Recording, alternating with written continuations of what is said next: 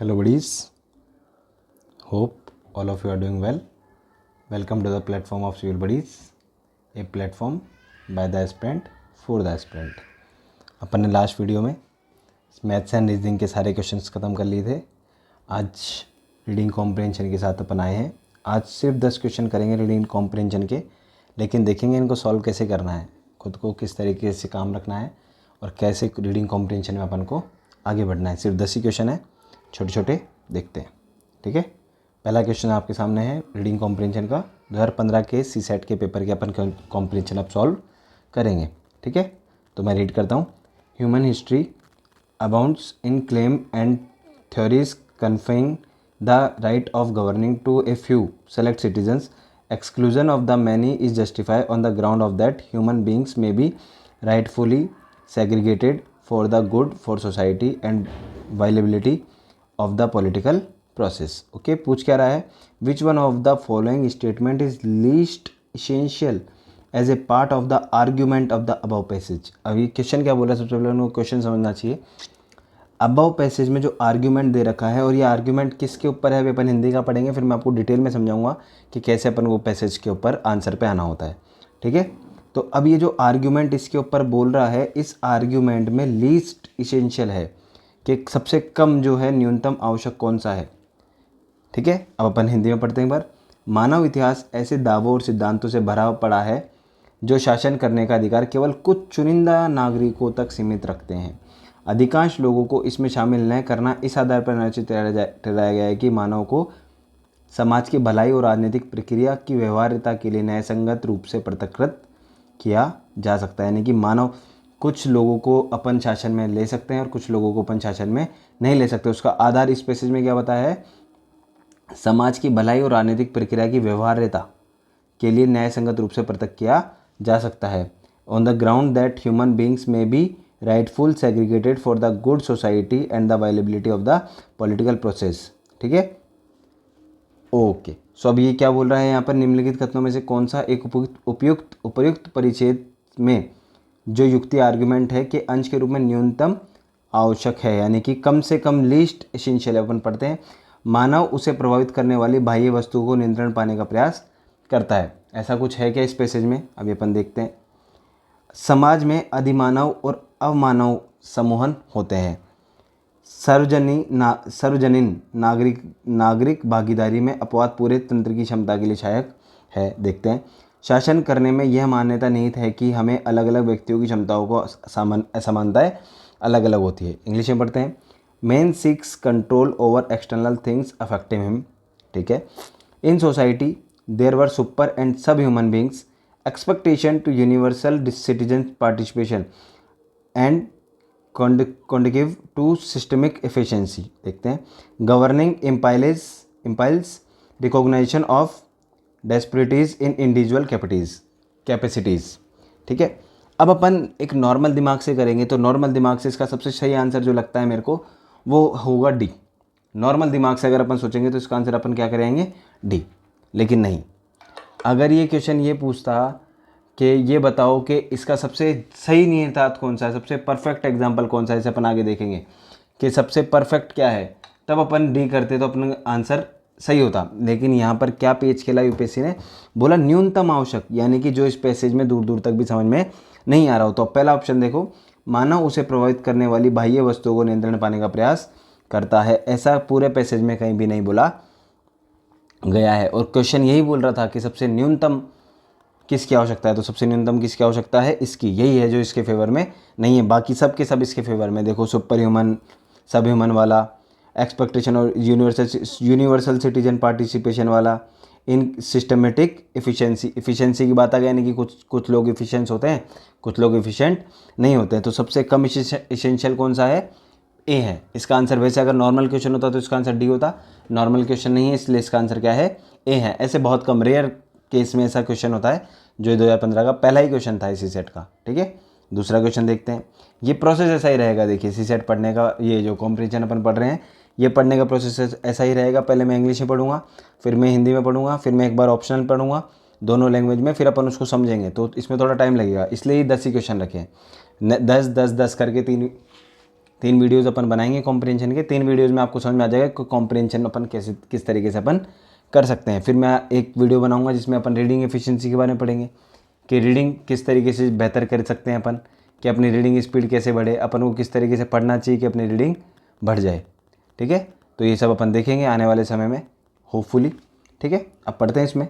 Bye 2050 the earth population will likely have swelled from 7 to 9 billion people, okay, to fill all those stomachs while accounting for shifting consumption patterns, climate change, and finite amount of arable land and potable water. Some experts say food production will have to double. How can we make the number add up? Experts says high yielding crop varieties and more efficient farming methods will be crucial. So will waste reduction. Experts urge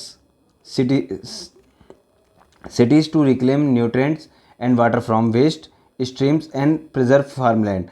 Poor countries, they say, can improve crop storage and packaging. Rich nation could cut back on resources intensive food like meat. Okay then अपन हिंदी में देखते हैं।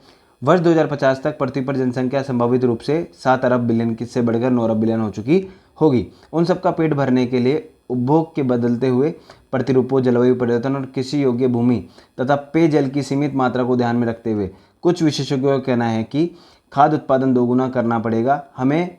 हम इसे किस प्रकार उपलब्ध कर सकते हैं? विशेषज्ञ कहते हैं कि अपेक्षाकृत अधिक उपज देने वाली फसलों की किस्में कृषि की अपेक्षाकृत अधिक कुशल तरीके निर्णायक होंगे।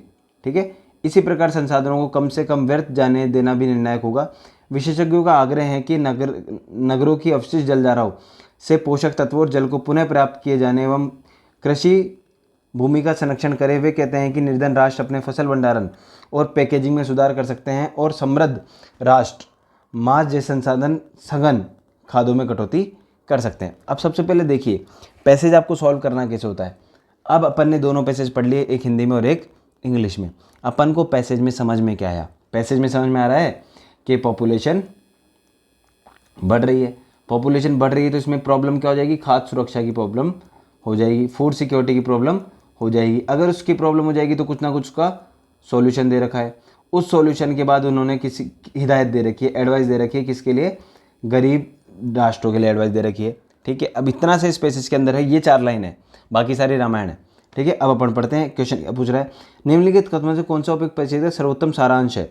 बेस्ट समअप, समअप कंक्लूजन, सारांश, मैसेज वही है। ठीक है, विश्व की जनसंख्या बहुत तेजी से बढ़ रही है, बहुत तेजी से बढ़ रही है, ये हो सकता है, लेकिन अपन को आगे पढ़ना पड़ेगा। खाद्य सुरक्षा केवल विकासशील देशों में ही चिरस्थायी। अरे यार ये कहाँ बोल रहा है? ये देखो, that's why I am saying कि सीसेट इज इजी, बस कामनेस रखो। खाद्य सुरक्षा केवल विकासशील देशों में ही एक चिरस्थायी समस्या, कहीं भी नाम नहीं आया है पैसेज में, कहीं भी नाम नहीं आया। मैंने आपको तब भी कहा था कि पैसेज करते समय अपने जीएस की नॉलेज को बाहर रखना है, सिर्फ पैसेज में जो बोला है उतना ही सोचना है। खाद्य के सन्निकट अभाव को पूरा करने के लिए विश्व के पास पर्याप्त संसाधन नहीं है। देखते हैं, हो सकता है तभी बढ़ाने की बात कर रहा है, तभी वो बढ़ाने की बात कर रहा है। खाद्य सुरक्षा एक लगातार बढ़ती हुई सामूहिक चुनौती है। देखिए पूरा का पूरा मैंने आपको यहीं बता दिया था, मैंने नहीं पढ़ा था उसके आगे, मैंने आपको यहीं बता दिया था कि एक पॉपुलेशन है, पॉपुलेशन से चुनौती प्रॉब्लम क्या आ रही है कि अपने पास क्या नहीं है? अपने पास खाद्य सुरक्षा नहीं है। तो खाद्य सुरक्षा एक लगातार बढ़ती हुई सामूहिक चुनौती है। इंग्लिश में पढ़ लेते हैं। The population of the world is growing very fast. ये हो सकता है क्योंकि पहली लाइन पॉपुलेशन में ये क्यों दिया है, ये वाला ऑप्शन यहाँ पर क्यों दिया गया है? ये ऑप्शन उन जैसे लोगों के लिए दिया गया है जो पहली लाइन पढ़ के आंसर टिक करते हैं। अच्छा पॉपुलेशन था, टिक कर दो, आंसर आ गया। शायद तक इससे रिलेटेड कुछ होगा, लेकिन आप देखो यूपीएससी एग्जामिनर का पैटर्न समझो।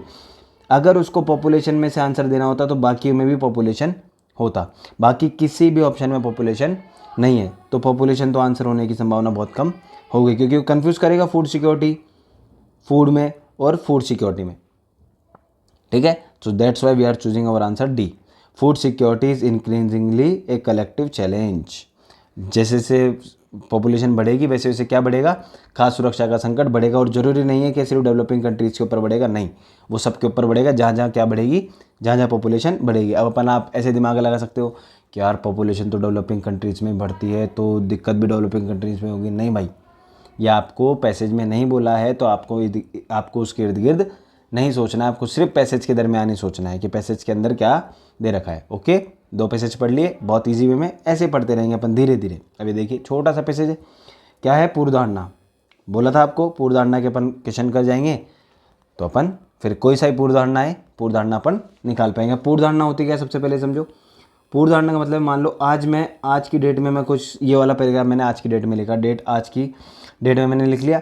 इससे पहले मेरे इसके ऊपर क्या विचार थे, इस मुद्दे के ऊपर मेरे आज से पहले क्या विचार थे, उसके ऊपर मैं पैसेज लिखूंगा। जैसे मैंने आपको एग्जांपल दिया था, याद करो पहली क्लास में, कि अगर कोई बच्चा 10 घंटे लाइब्रेरी बैठ रहा है तो इसका मतलब आप उसके बारे में पैसेज लिख रहे हो तो उसके अच्छे लिख रहे हो। तो आपकी पूर्वधारणा क्या है कि 10 घंटे लाइब्रेरी में बैठने वाला बच्चा क्या होता है, अच्छा होता है। यही आपकी पूर्वधारणा थी। तो अब वैसे इस लेखक की कुछ पूर्वधारणा होगी, देखते हैं। ये बहुत इंपॉर्टेंट पैसेज, इसको ढंग से पढ़ेंगे अपन, ढंग से समझेंगे। पहले मैं हिंदी में पढ़ता हूँ, फिर मैं इंग्लिश में पढ़ूंगा। भारत में अनेक लोगों को यह विचार है कि यदि हमें शस्त्र निर्माण पर अपने रक्षा व्यय को कम कर दें, तब हम अपने पड़ोसियों के साथ शांति का वातावरण बना सकते हैं, जिससे उत्तरोत्तर संघर्ष कम होगा और युद्ध मुक्ति की स्थिति बनेगी। ठीक है, अभी तक अपन ने क्या पढ़ा उसको समाप्त कर लेते हैं। अभी तक अपन ने क्या पढ़ा कि भारत क्या करे, खुद का व्यय खर्चा कम कर दे, किसके ऊपर, रक्षा के ऊपर। तो क्या कर लेगा वो, शांति स्थापित कर लेगा, किसके साथ, अपने दोस्तों के साथ, अपने नेबर, अपने पड़ोसियों के साथ शांति स्थापित कर लेगा। जो लोग अब देखो जो लोग इस प्रकार के विचार घोषित करते हैं वे या तो युद्ध पीड़ित है या मिथ्या तर्क फैलाने वाले हैं। याद रखना है वाली लाइन। अभी मैं दोबारा आता हूँ, इंग्लिश का पढ़ लूँ, फिर मैं दोबारा समझाऊंगा आपको इसके ऊपर, बहुत शानदार चीज़ समझाने वाला हूँ।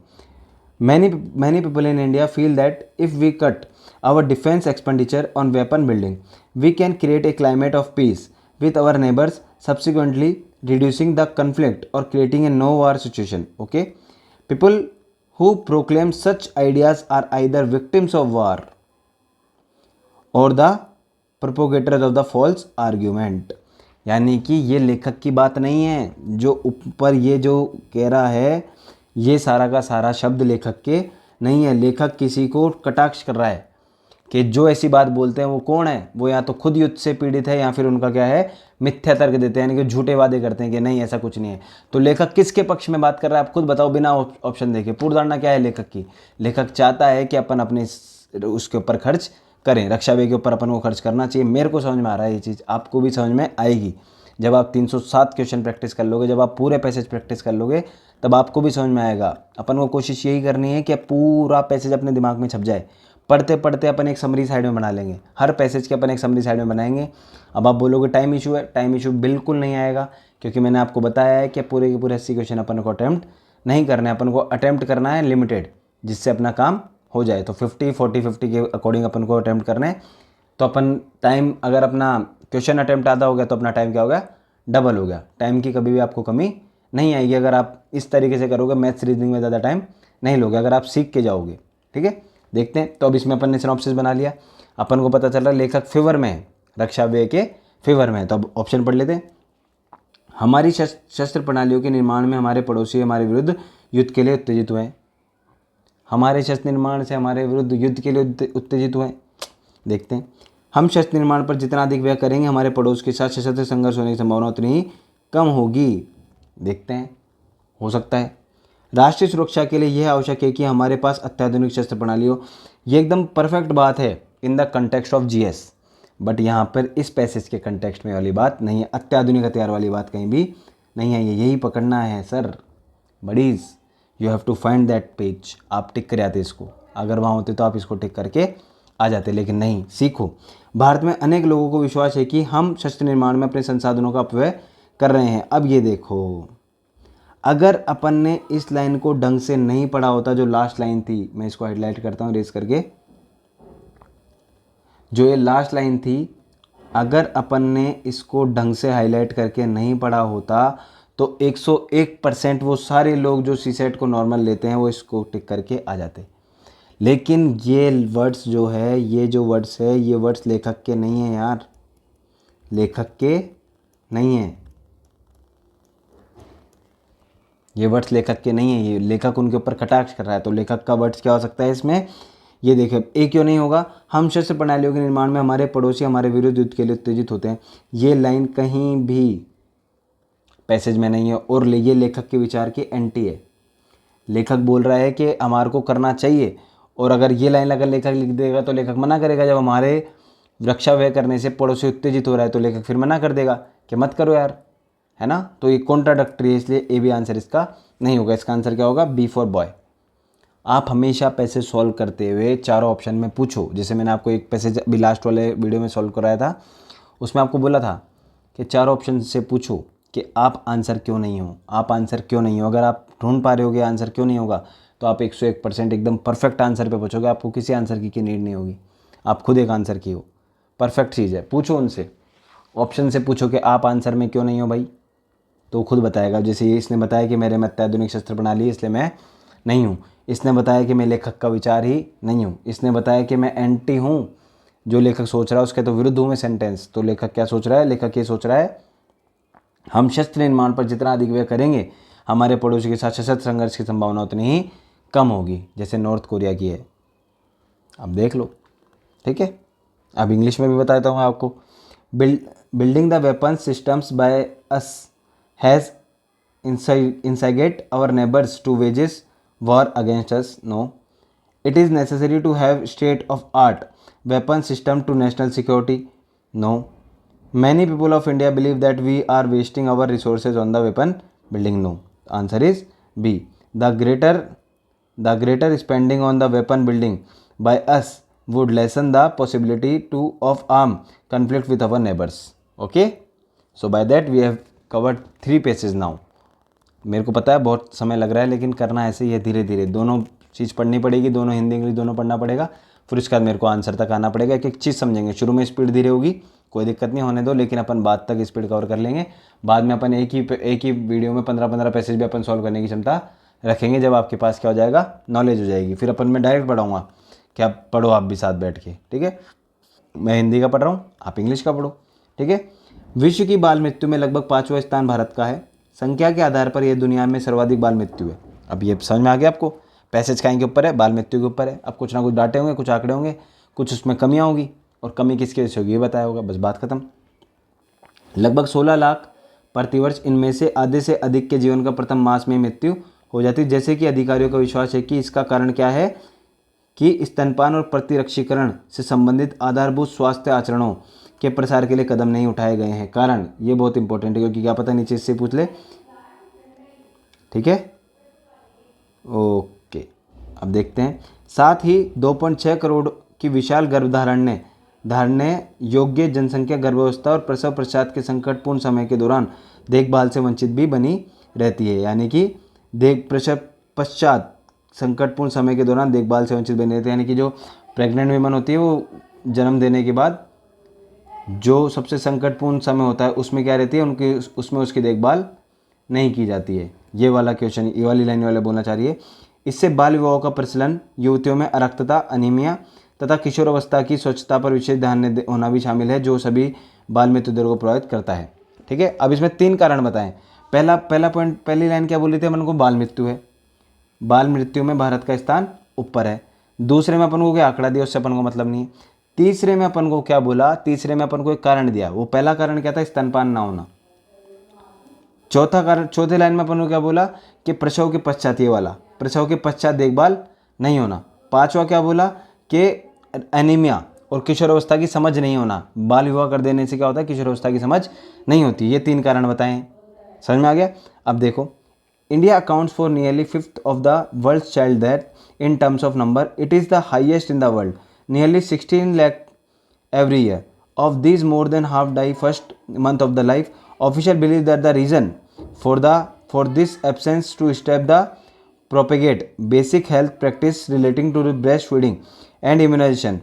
Also, the large reproductive population of 2.6 crore remains bereft of care during the critical phase of the pregnancy and the post-delivery. Added to this is prevalence of the child marriage, anemia among young women, and lack of focus on adolescent sanitization of all which impact child death rates.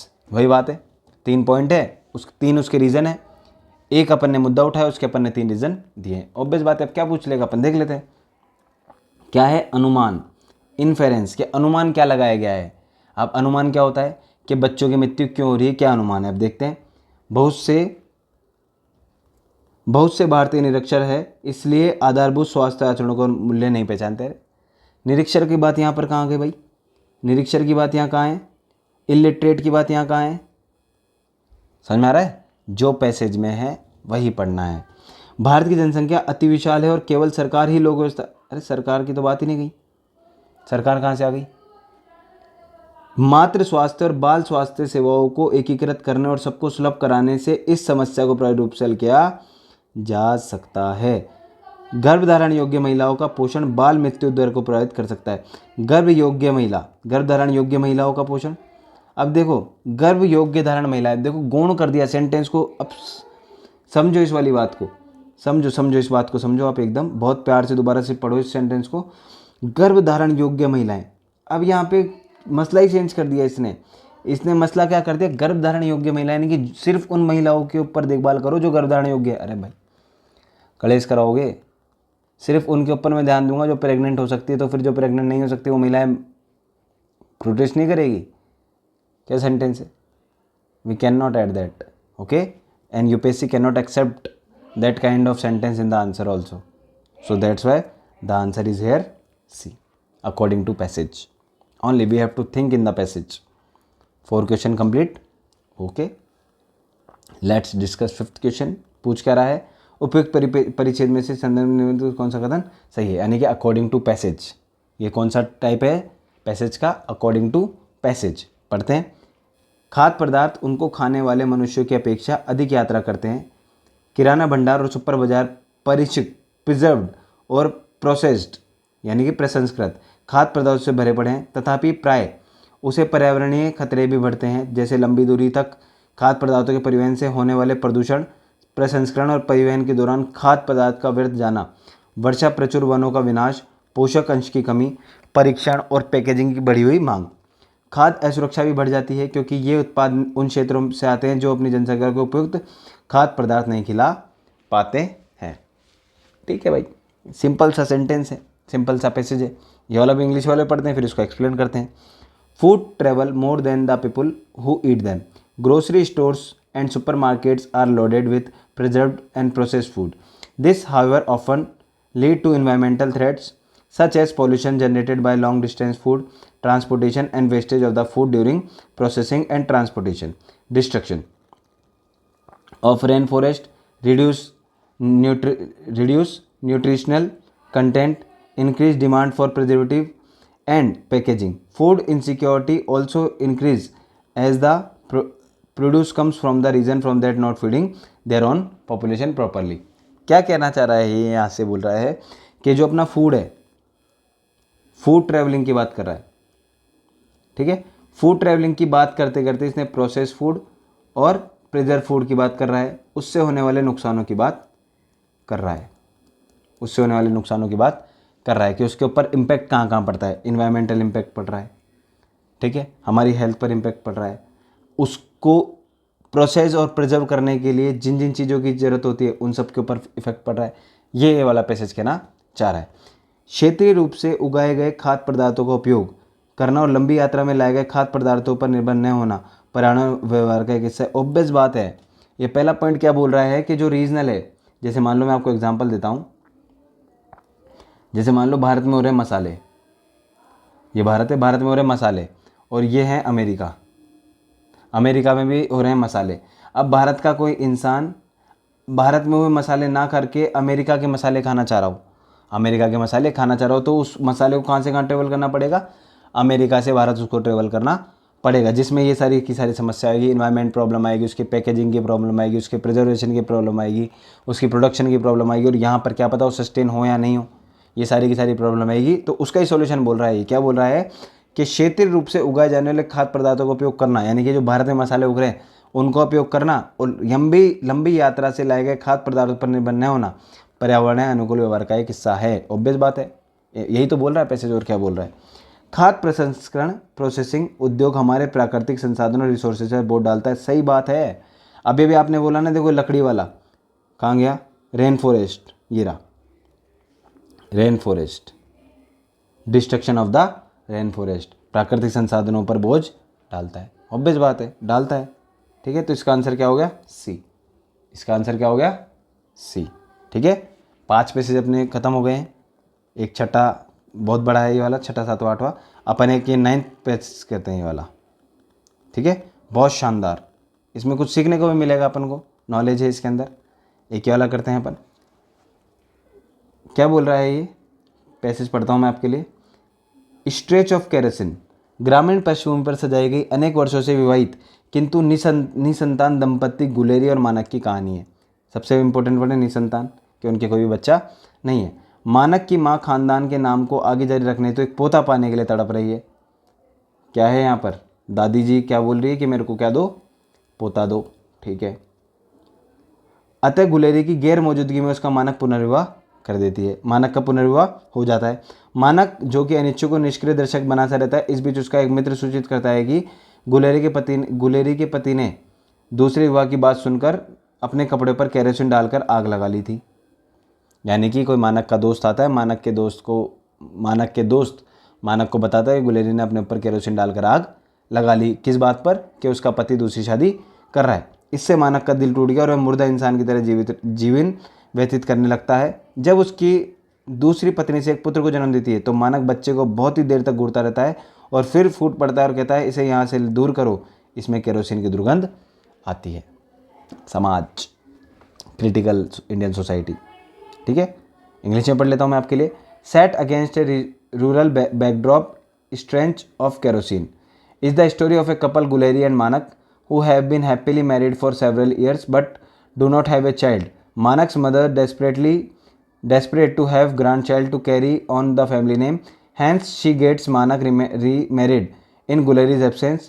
Manak, who acts as recalcitrant but passive spectator, is meanwhile informed by a friend that Guleri, on hearing about the husband's second marriage, poured kerosene on her clothes and set fire to them. Manak is heartbroken and being to live as if he were a dead man.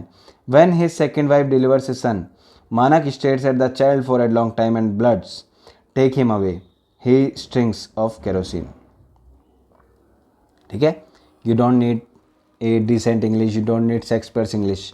यही बहुत perspective होता है पैसे solve करते कि मेरे को तो इंग्लिश नहीं आती। अरे नहीं दादा, you don't need any English mastery और in that, you just need to know basic English. बाकी जोड़ मरोड़ के आप आंसर तक पहुंच जाते हो, उस सारांश पर पहुंच जाते हो कि क्या कहना चाह रहा है। अब देखिए, बहुत शानदार क्वेश्चन है। यह संवेदनशील समस्या आधारित कहानी पाठकों को किस बारे में जागरूक करने का प्रयास करती है, तो आप खुद बताओ। पुरुषवाद और अन्य गमन इन नहीं, प्यार और विश्वासघात नहीं, प्यार और विश्वासघात तो वही नहीं ना, वो खुद तो इंटरेस्टेड था ही नहीं। महिलाओं के विधिक संरक्षण की कमी नहीं, महिलाओं का विधिक संरक्षण कहाँ गया इसमें। पितृतंत्रात्मक मनोवृत्ति का प्रभाव, आप इन दो में कन्फ्यूज हो सकते थे, ये दो तो हट ही गए थे, इन दो में कन्फ्यूज आप हो सकते थे। ऑब्वियस बात है, कन्फ्यूज होना भी जरूरी है, लेकिन ये सीखो कि महिलाओं के लिए विधिक संरक्षण का अधिकार तो तब आता जब कुछ यहाँ पर केस वेस की बात होती, पुलिस की बात होती, कोर्ट कचहरी होती, तब उनको न्याय नहीं मिलता, तब विधिक संरक्षण की बात होती। ऐसा तो कुछ हुआ ही नहीं। तो यहाँ पर मेन मुद्दा किसका था, पितृसत्तात्मक का था, तो उसका आंसर हो गया। ठीक है, बाय दैट इसमें अपन अभी 6 पैसेजेस सॉल्व करते हैं। बाय दैट अपन इस वीडियो को एंड करते हैं। ठीक है, नेक्स्ट वीडियो में अपन क्या करेंगे, कॉम्प्रिहेंशन के और पैसे सॉल्व करेंगे। 6 तभी करें, 10 नेक्स्ट में देखते हैं। यानी कि 3 वीडियोज़ में अपन कॉम्प्रिहेंशन के सारे जो क्वेश्चंस है वो सॉल्व करने की कोशिश करेंगे। ठीक है, इससे अपनी 2015 की सीरीज़ खत्म हो जाएगी। फिर उसके बाद कोई कंसेप्चुअल क्लास लेके आएंगे, या फिर सीसेट की प्रिपरेशन कैसे करते हैं, सीसेट को कब अपन को ज़्यादा टाइम देना चाहिए, कब अपन को टाइम नहीं देना चाहिए, ये वाला देखेंगे। या फिर पेपर कैसे सॉल्व करना है, ये कुछ देख लेंगे। जो भी होगा इस 2015 की सीसेट की सीरीज़ खत्म करने के बाद ही देखेंगे। ठीक है, by that I am ending this video now. ठीक है, this your buddy signing off, bye bye.